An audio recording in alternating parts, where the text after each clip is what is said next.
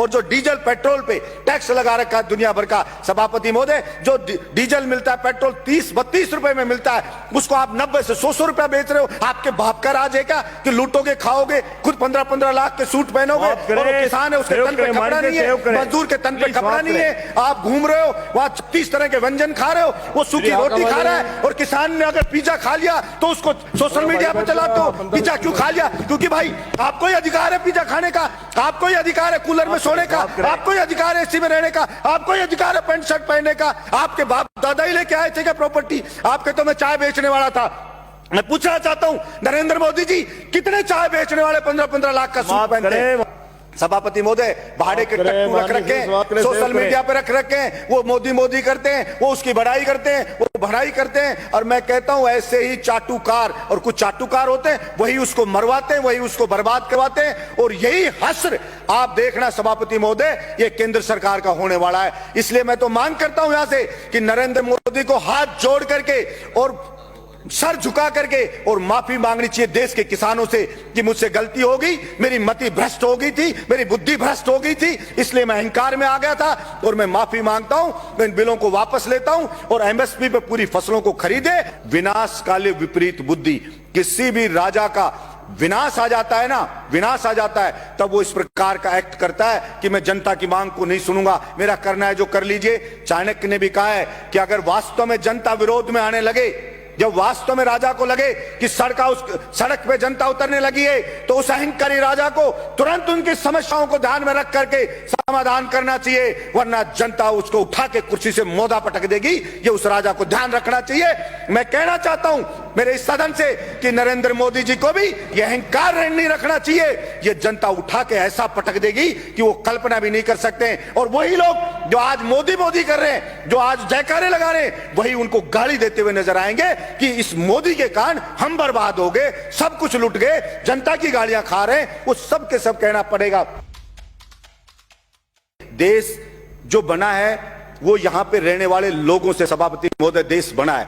अगर वहां के लोग खुश नहीं है, अगर वहां के लोग संतुष्ट नहीं है, तो वो देश कैसे खुशहाल हो सकता है? सिर्फ झूठे नारे लगाने से, झूठी बातें करने से कोई देश खुश नहीं हो जाता। सभापति महोदय, किसान पढ़े, अलग अलग बॉर्डर पे पड़े, 2 मिनट में कर रहा हूं सभापति महोदय, अलग अलग बॉर्डर पे पड़े, बच्चे उनके बैठे हैं, महिलाएं वहां पे बैठी हैं, विनती कर रहे हैं बेचारे कि साहब ये 3 जो बिल लाई है केंद्र सरकार, इससे हम बर्बाद हो जाएंगे, हमारी मंडियां बर्बाद हो जाएगी। प्रधानमंत्री जी इन तीनों बिल को वापस ले लो। और प्रधानमंत्री जी को इतना अहंकार हो गया है कि मैंने जो बिल ले आया, भला उसका विरोध किसी ने क्यों कर दिया? उस अहंकार में वहां कीलें लगा दी जाती हैं, वहां पे ऐसे ऐसे बैरिकेड बना दिए जाते हैं, वहां पे ऐसे लगा जैसे पाकिस्तान की कोई सेना अटैक करने आने वाली हो, उससे ज्यादा वहां पे सुरक्षा के इंतजाम करे जा रहे हैं। सभापति महोदय, मैं ये कहना चाहता हूं, विनाश काले विपरीत बुद्धि, किसी भी राजा का विनाश आ जाता है ना, विनाश आ जाता है, तब वो इस प्रकार का एक्ट करता है कि मैं जनता की मांग को नहीं सुनूंगा, मेरा करना है जो कर लीजिए। चाणक्य ने भी कहा है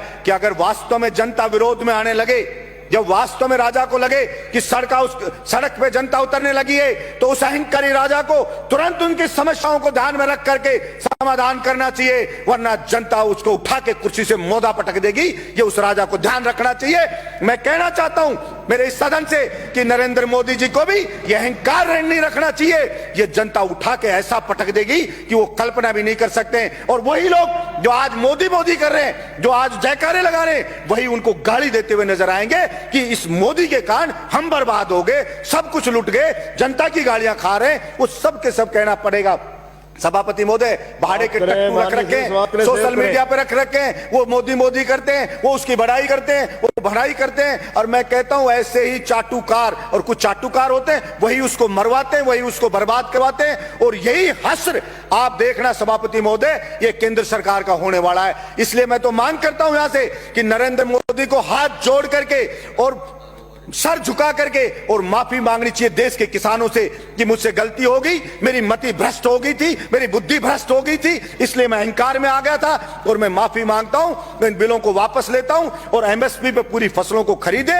और जो डीजल पेट्रोल पे टैक्स लगा रखा है दुनिया भर का, सभापति महोदय, जो डीजल मिलता है पेट्रोल 30-32 रुपए में मिलता है, उसको आप 90 से 100 रुपया बेच रहे हो। आपके बाप का राज है क्या कि लूटोगे, खाओगे, खुद 15-15 लाख के सूट पहनोगे, और किसान है उसके तन पे कपड़ा नहीं है, है, मजदूर के तन पे कपड़ा नहीं है, आप घूम रहे हो वहां 36 तरह के व्यंजन खा रहे हो, वो सूखी रोटी खा रहा है, और किसान ने अगर पिज्जा खा लिया तो उसको सोशल मीडिया पे चलाते हो, पिज्जा क्यों खा लिया? क्योंकि भाई आपको ही अधिकार है पिज्जा खाने का, आपको ही अधिकार है कूलर में सोने का, आपको ही अधिकार है एसी में रहने का, आपको ही अधिकार है पैंट शर्ट पहनने का। आपके बाप दादा ही लेके आए थे क्या प्रॉपर्टी? आपके तो मैं चाय बेचने वाला था।